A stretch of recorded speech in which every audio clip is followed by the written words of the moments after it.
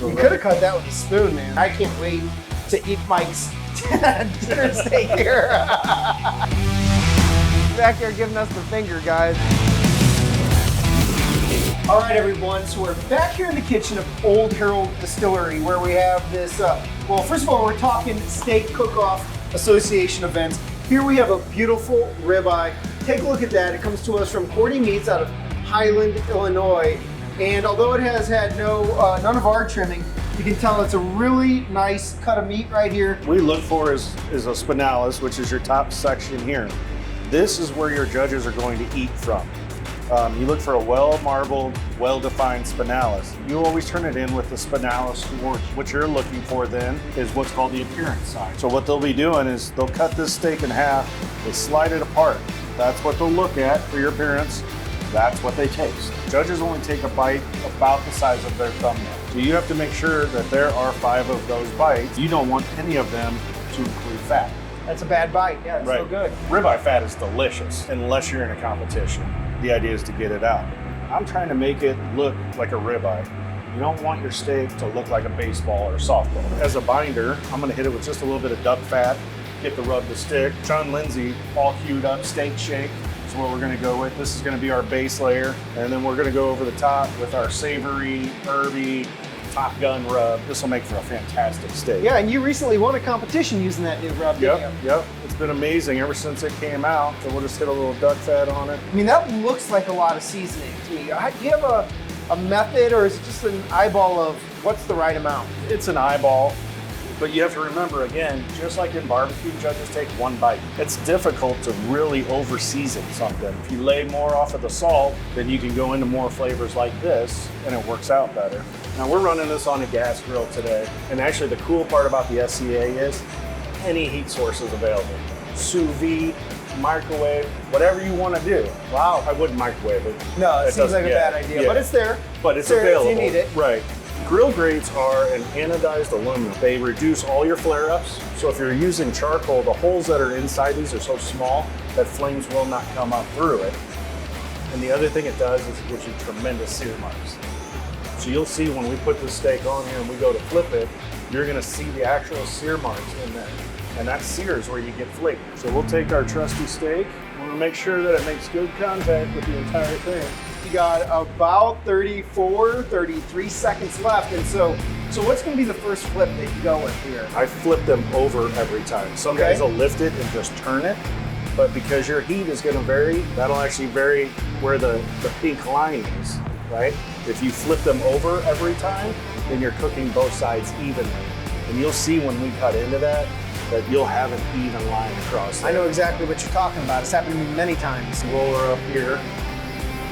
So what you're trying to do is find another hot spot on the grill, right? Because where you drop that down is inherently cooler now because it's had the steak cooking on it. And normally what I'd want to do is go ahead and brush that out so that as it heats up while I'm taking my thermometer, every time I flip it, I would go in here and find the fire range spot that I wanted. So again, you're back to your straight lines. I know a lot of people ask, diamonds or squares. Doesn't matter, as long as they're consistent, same size, same color. I prefer the diamonds, but some guys will take their steak and they turn it sideways this way, and then they turn it vertical, and that's how they get squares on it. Doesn't matter either way. Yeah, now I can see what this tool really does. I mean, we talked earlier that appearance is one of the categories, right, that you're measured on. This grill grate promotes some really sexy sear marks on that thing. What internal temperature are you looking for? You're anywhere between somewhere around 130 to 135. You want to turn it in maybe between 135 and 145 is really what you're looking for. For everyone at home, take a look at that right there. That looks absolutely tremendous. Great looking sear marks, as you mentioned. While we're waiting for this to rest, and I should say, and this is the hardest part of cooking anything for me.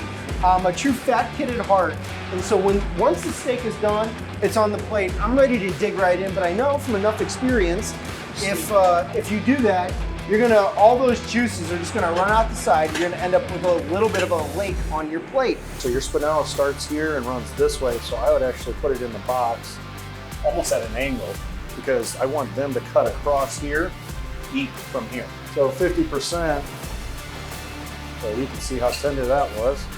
You could have cut that with a spoon, man. That was pretty tender, yeah. We're a tad bit under.